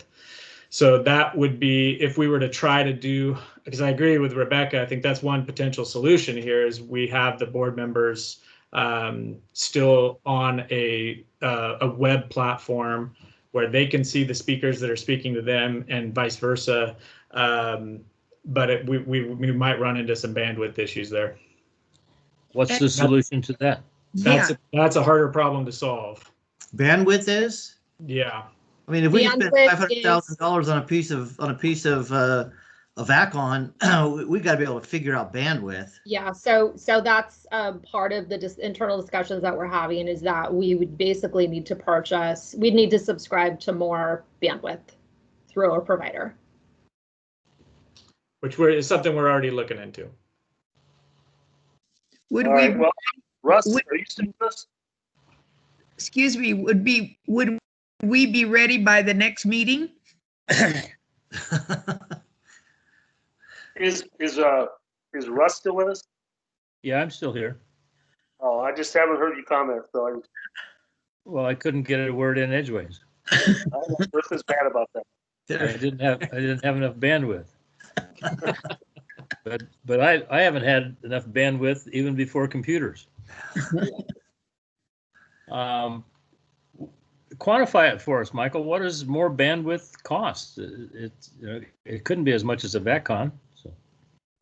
I certainly hope it's not as much as a VACCON. I don't have the number for you, and I don't know if we have a number yet.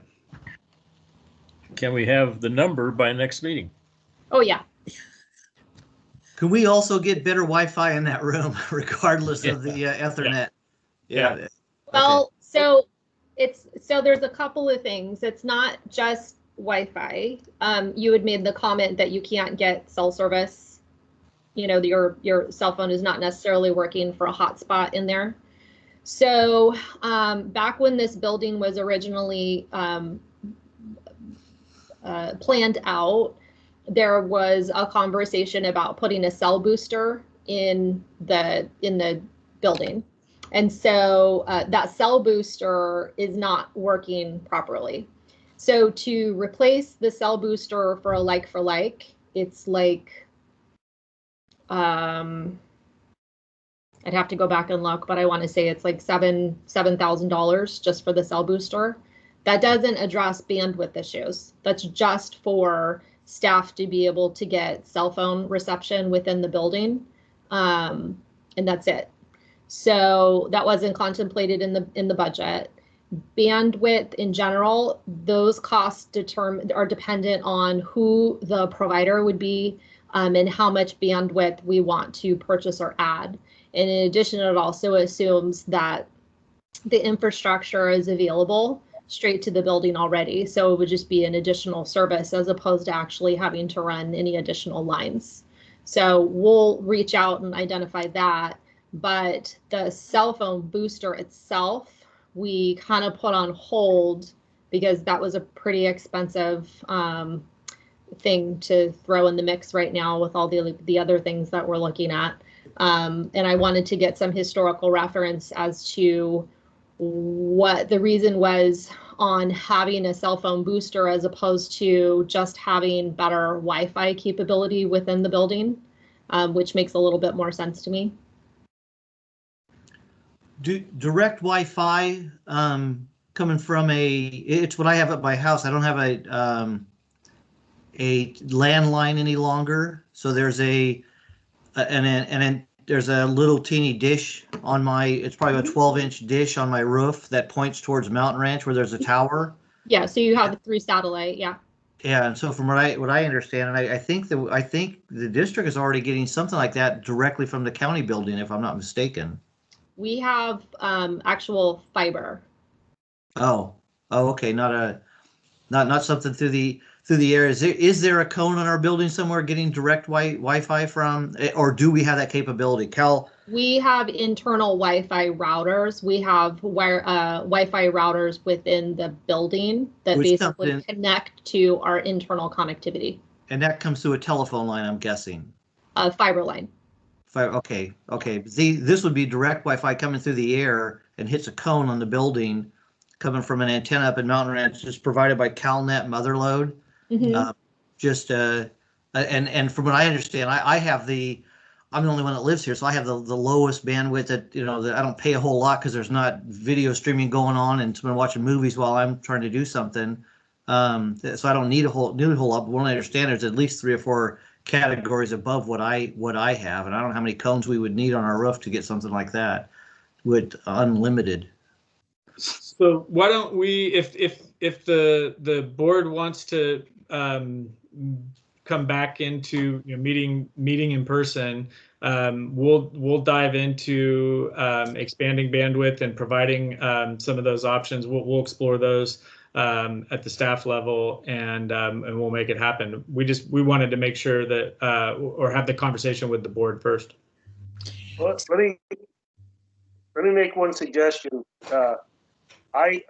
Again, I didn't see a big problem. It's certainly better than what we're doing here, the way we had it before, where the public was allowed to go online and comment on our meetings. So I mean, we don't have to start out perfect. I mean, I think we need to make an effort, because I'm thinking this is going to last a while, and I certainly don't want to not get started on this right away. But I think to get us back in there, we can go back to what we did before with just some minor precautions in regards to staff and just keeping the board spread out. And we may even have to take each other's temperatures or something when we come in there. I mean, when I went to DMV the other day, they took my temperature at the door. Excuse me, may I make a couple of comments, please? Sure. We call our building is CCWD, and it doesn't make sense to me that we're not able to facilitate. We don't have to spend millions of dollars, but this is that we can do for the board and the staff and what have you. The other question I have is that the county is going to start rolling out COVID testing for those people over 65 years old. And I'm wondering if CCWD is doing any, not testing, but vaccination for all of our employees. Has that been considered? We're not in control of that. So wastewater employees are in, I think it's 1C. Will be behind that next tier. And so there's public safety employee, well, frontline healthcare workers are first. There's public safety employees and other sectors that are in the second tier, along with 65 and older. And then there's a third tier, and wastewater employees are included in that third tier, according to the county's plan. So we will make that, obviously we'll keep staff informed. We haven't, I mean, there is the option of requiring staff to do that. I don't know that there's an appetite for doing that, but at a minimum, we'll just make sure that staff is aware of when that time comes and how they go about getting the vaccine when the opportunity is available. Mm-hmm. I believe it's actually, isn't it 75 years and older? I think they lowered it to 65. Oh, so Bertha could get one and Russ could get 2 shots. Sorry. Russ needs more than I do. Yes. I have my hand raised. I can't see it. So what do you need? I'm just wondering if Michael's probably the best person to answer this, maybe Matt also, but is there an optics problem with doing this? Incidentally, I'm in favor of it by all means, but we're in the purple, what was that song, Purple Haze? We're in the purple phase. Should we wait until we go to a different level of perceived vulnerability? Is this a question for Matt? Both, Michael and or Matt. I mean, I think we are certainly trying to minimize, we have a rotation of people that are working in the office now. We're trying to keep numbers down in the office still. We have very clear recommendations for our staff to follow as far as precautions go. So I wouldn't want us, I would encourage the board not to do anything that we're telling our staff not to do. But as long as we're maintaining distance, wearing masks, following all of those precautions, and we could come up with a guidance document on how we do that. I would say as long as what we're doing is consistent with what our expectations for staff are, then I would, beyond that, I would say it's more of a board call as far as the optics go. Yeah, this is Matt. I would agree with that. And then I think that if you can do it in a manner that limits what staff is in the room, and as they're, so they're not all having to be in the room at the same time, that'll be helpful.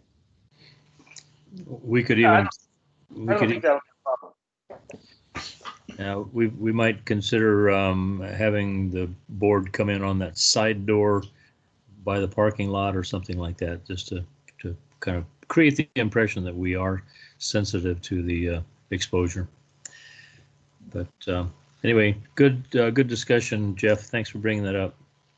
So it sounds like there's a general agreement among the board that we want to move forward with trying to do this in person again. So we'll circle back and come up with some, if we need to, identify exactly what the procedure will be and see what we can do on the IT front to improve the communication. Okay, that sounds good to me. Very good. Is there anything else from the board? No, very good. Good to hear. Thank you. I'm ready. I don't know if the public is in on this, but is there any public comment? Okay, we'll move on to reports. Well, before you do, Matt, Jeff is always making comments about my age and stuff. Is that a form of elder? Is that elder abuse or what? That's harassment. It's just harassment in the workplace. Yeah, I can't give advice, since I represent the entire board. So I'd seek legal counsel Um, among board members. We just can't do that to staff. So how about it, Jeff? By the way, Russ, I've been meaning to ask you. That old foundation that ruined ranch over where I've been working on Hogan Dam Road. Did you work on that when you first moved there? And it continues. Oh, I'd get personal counsel. You need your own attorney on this one, Russ. I'll have to show you a picture. Anyway, let's move on. Reports. I've already cashed the check, Jeff. It doesn't matter. Yeah, good. All right, reports. Do we have Damon with us? Afternoon, President Davidson, directors, can you hear me? Yes. All right, I'll just touch on some high points in December, and then I'll be happy to take some questions. So a couple items. We did actually have a water main break on Christmas night.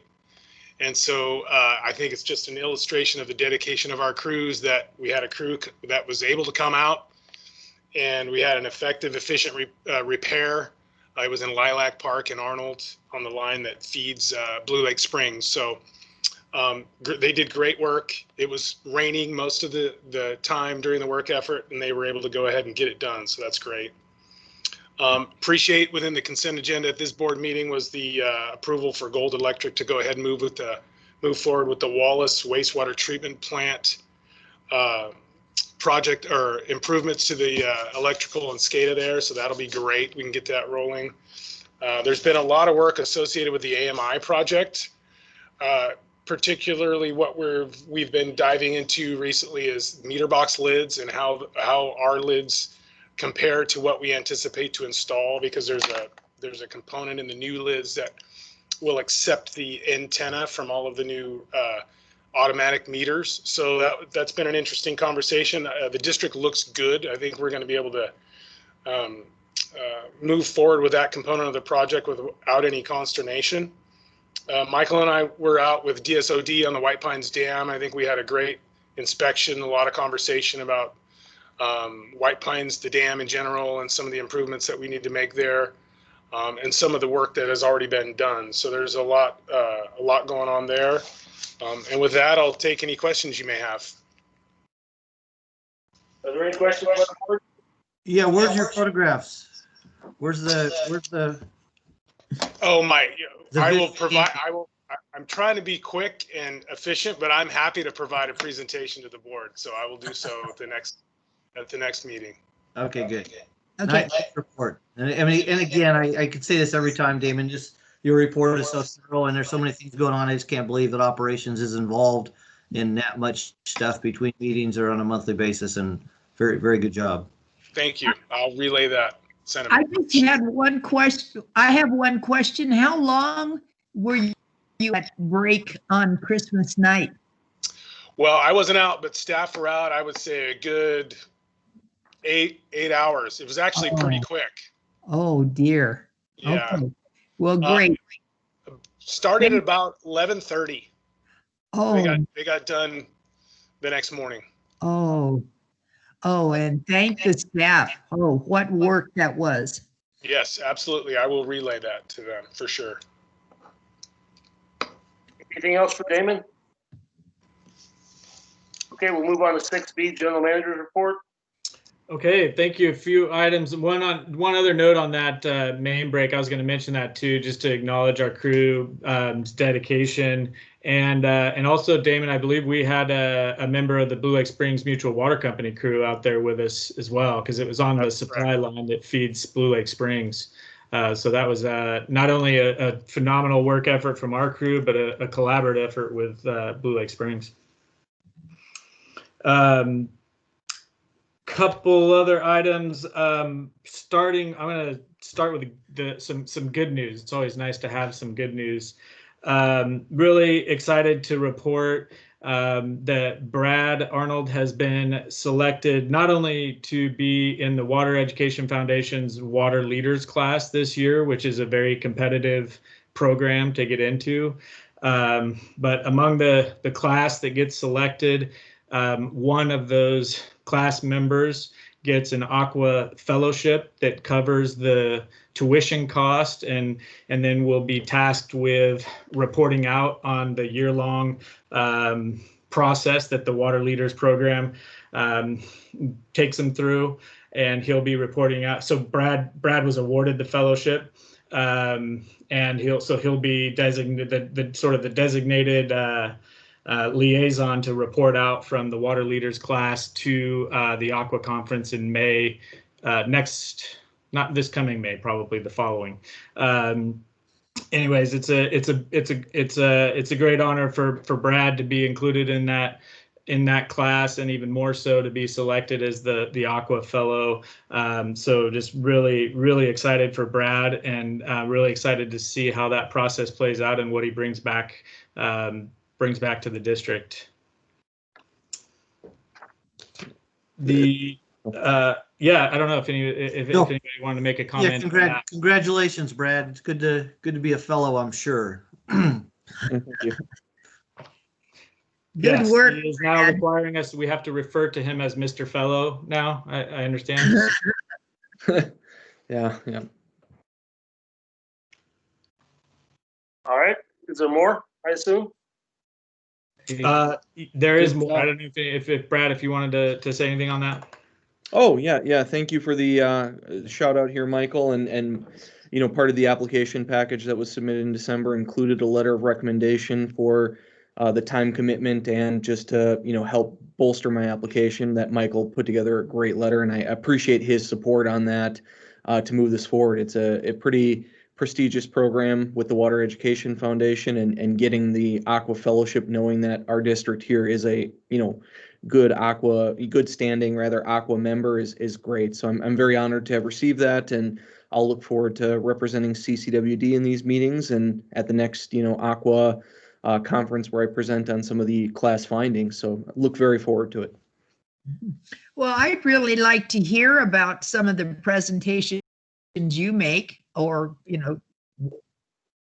what reports you're putting together periodically, Brad. Yeah, I know the Water Leaders class, it's an annual course from the Water Education Foundation, and it culminates in an end of the year report that all of the selected participants put together on some sort of water-related topic of interest. In the past, it's been about water rights curtailments, about forest and watershed management. We don't know what this year's topic will be, but I'll make sure that as that's put together and the information, I work together with the Water Education Foundation and the other selected class members. I'll make sure to post that to Michael and try and get it out to the board for sure. Oh, wonderful. Thank you so much. Okay. Congratulations, Brad. It's just a great development. I'm going to try to zip through the rest of this relatively quickly because I know we have a closed session to get to, and one of our board members has a time commitment. So real quick, I just want to let the board know we are doing some work internally on the courtyard. I know where we left off with that last year or during the budget development was we budgeted some money for that this year, but we committed to the board that we weren't going to move forward with any work until we'd come back to the board and laid out a plan. We will be coming back to the board with more details in the near future, but we are, in order to get to that point, we're just doing some preliminary work, and the engineering staff will be billing to that project number in the meantime. So I just want to make sure that that doesn't take the board by surprise, and we'll be coming back to the board with more detailed plan on courtyard process. Let's see, I'm going to skip over a few things in the interest of time. I thought the strategic plan meeting last Friday, was really pleased with how that went. And again, want to thank the board for really thoughtful discussion and engagement in that process. We've already had some follow-up discussions. The consultants will be interviewing more people. We'll have another meeting with them and the management team on Monday in preparation for the next board workshop. So I'm just really excited about that process moving forward. We had a good meeting on the voluntary agreement negotiation with a board member from the water board, Diadamo, and it really engaged. She was really engaged. She had a lot of really insightful questions, much more than you would expect from a board member. She really wanted to get into the details of it, and I think it was a good opportunity again for East Bay Mud, for Amador, and for us to try to continue to hammer that point to the water board that they need to take a careful look at the McCallum and treat us differently than other tributaries based on past performance. So I think that is actually, in fact, one of the East Bay Mud staff members on the call made the comment that he's actually optimistic about the direction that this is going in, and that we're getting closer to potential agreement, which a few months ago we would not have said that. So I think it was a very promising call. Lots more to go on that. We also had a good meeting, partly to introduce Jessica to Dana Jorgensen and Assemblyman Bigelow and Senator Borges' staff.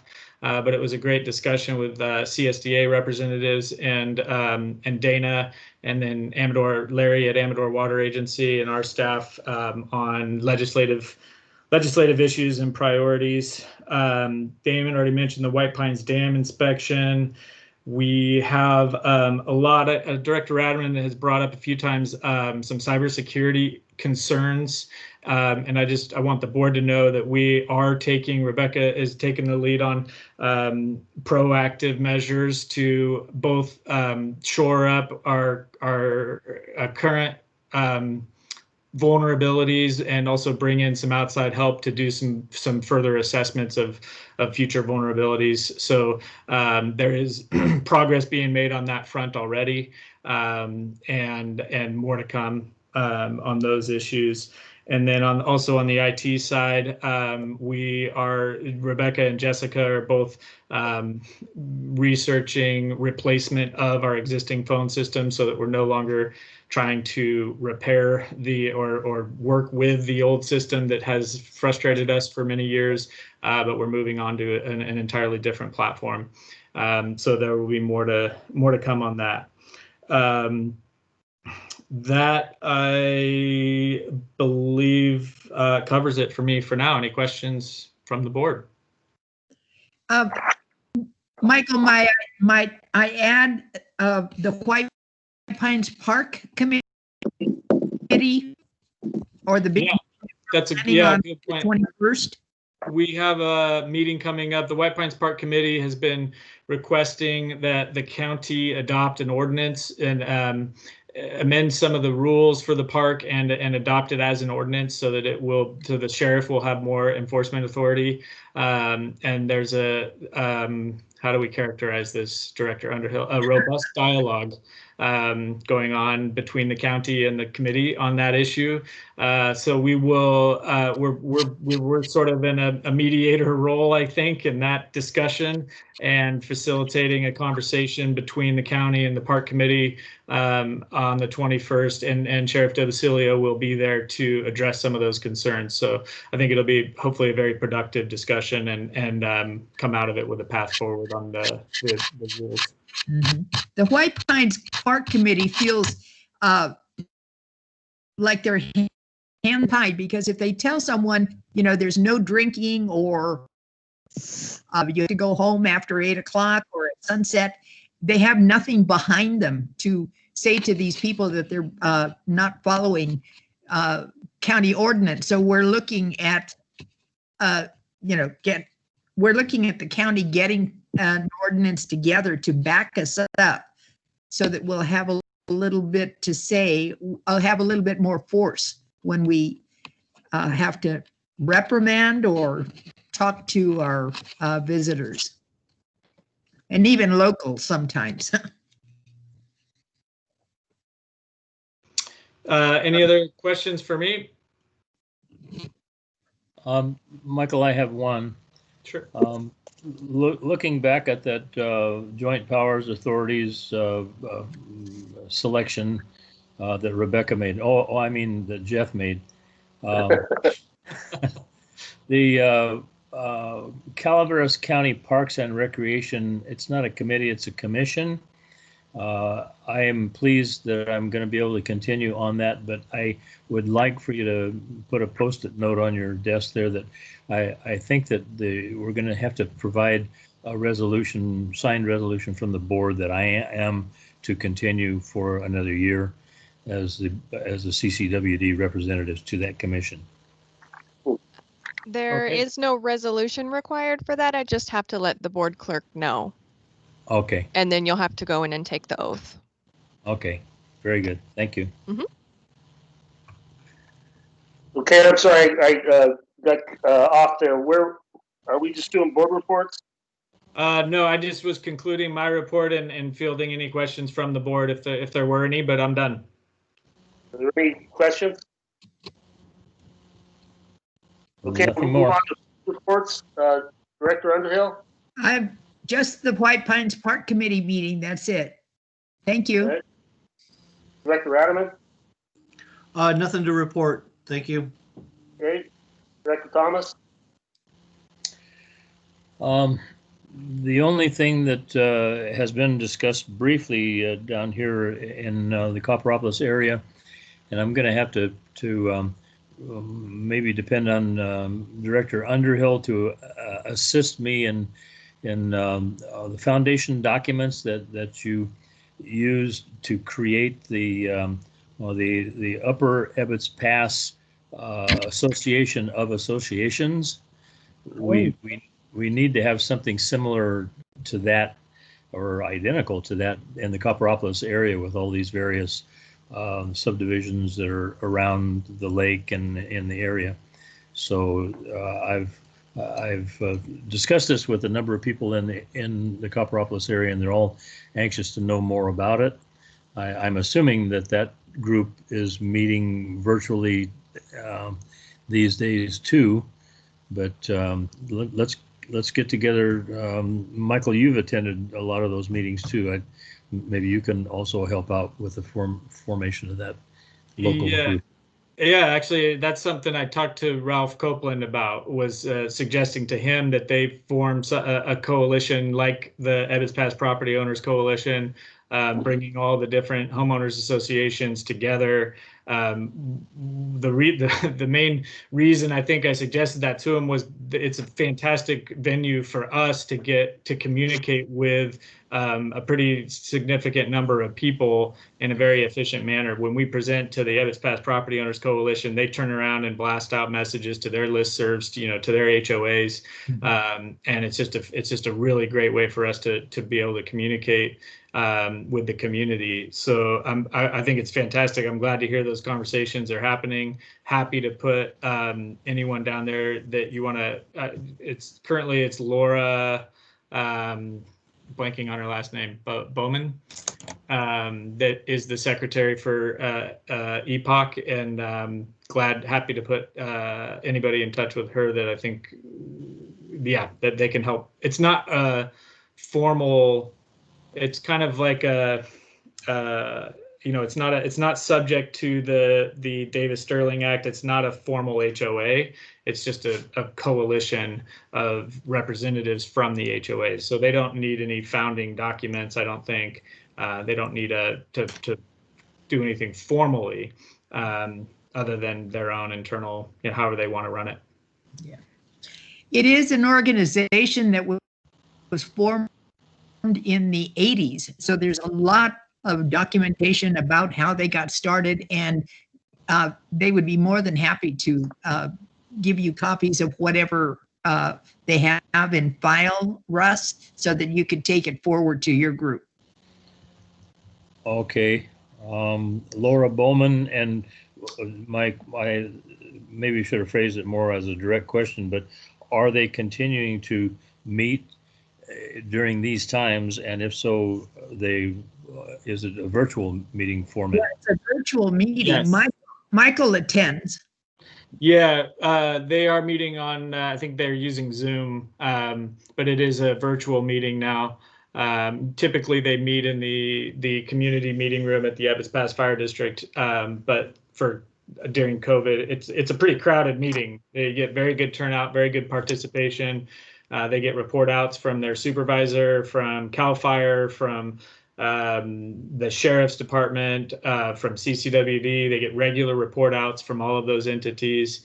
So I think it's a really good suggestion for all the different HOAs in the Copper area, and maybe for Valley Springs too, if we want to reach out to those HOAs as well.